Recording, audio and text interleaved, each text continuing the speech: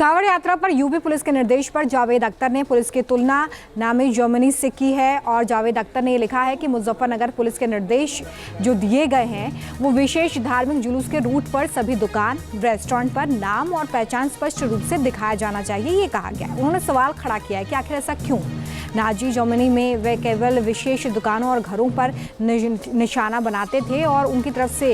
ये x platform पर लिखा गया है। उन्होंने निशाना साधा है कि आखिर ऐसा करने के पीछे की मंशा क्या है, ऐसा क्यों किया गया है। उन्होंने सीधे तौर पर यहाँ पर तुलना करते हुए विशेष दुकानों और घरों पर निशाना बनाने की बात कही है।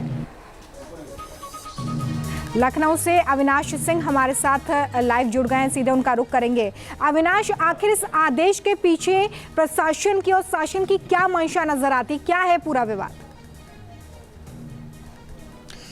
देखिए अमृता, अगर हम कांवड़ यात्रा की बात करें तो बीते कुछ सालों में कांवड़ यात्रा के दौरान खास तौर पर पश्चिमी यूपी, जो कि अगर हम मुजफ्फरनगर की बात करें, मेरठ की बात करें, सहारनपुर की बात करें, तो इन जिलों में हिंसा की कई बार खबर भी सामने आई थी। जो मुजफ्फरनगर पुलिस है उसका ये तर्क है कि कन्फ्यूजन से बचने के लिए, क्योंकि कई बार कन्फ्यूजन की वजह से वहां पर लॉ एंड ऑर्डर की स्थिति उत्पन्न हुई थी, तो वैसे में एहतियातन इस बार पुलिस ने कदम उठाया है कि जो फल के दुकानदार हों, खाने पीने की जो चीजें बेचते हैं, चूंकि देखा जाए तो अगर मुजफ्फरनगर जिले की बात करें अमृता, तो तकरीबन 250 किलोमीटर का जो कांवड़ का रूट है वो वहां पर है। और वैसे में ना सिर्फ उत्तर प्रदेश बल्कि जो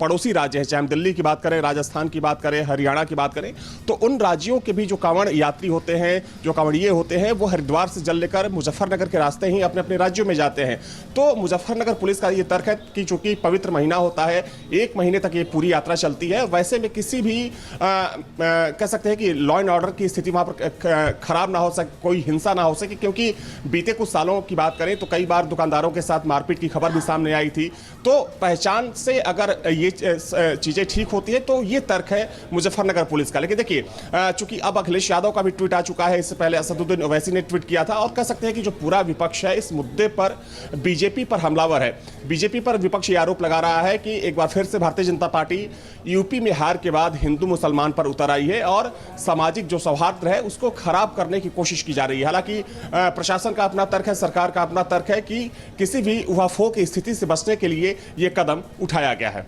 ठीक है, बहुत शुक्रिया इस तमाम जानकारी के लिए आपका।